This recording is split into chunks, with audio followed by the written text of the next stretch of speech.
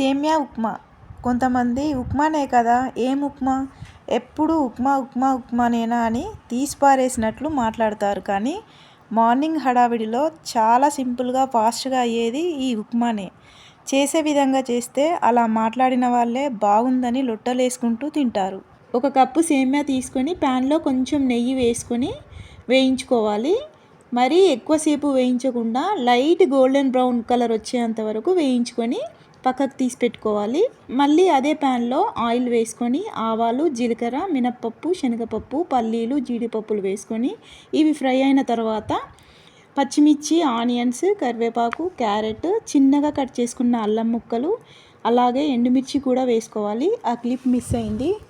ఇవి వేగిన తర్వాత ఉప్మా పొడి పొడిగా రావాలంటే ఒక కప్పు సేమ్యాకి ఒక కప్పు వాటర్ పోసుకొని ఇందులో రుచికి సరిపడంత సాల్ట్ వేసుకొని ఈ వాటర్ని ఒక 5 మినిట్స్ మరిగించుకొని ఇందులో వేయించి పెట్టుకున్న సేమ్యా వేసుకొని కలుపుకోవాలి.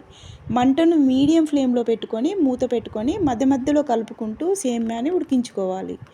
ఉడికిన తర్వాత ఫైనల్గా కొత్తిమీర వేసుకొని కలుపుకుంటే సేమ్యా ఉప్మా రెడీ. చూడండి, సేమ్యా ఉప్మా పొడి పొడిగా ఎంత బాగా వచ్చిందో. ఈ విధంగా చేసుకుంటే టేస్ట్ కూడా చాలా బాగుంటుంది.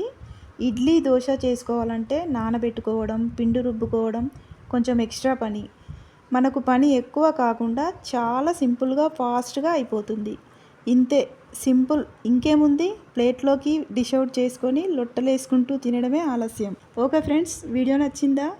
చూసి సైలెంట్గా వెళ్ళకుండా ఒక లైక్ చేసి నా ఛానల్ని సబ్స్క్రైబ్ చేసుకోవడం మర్చిపోకండి మరి. Thank you.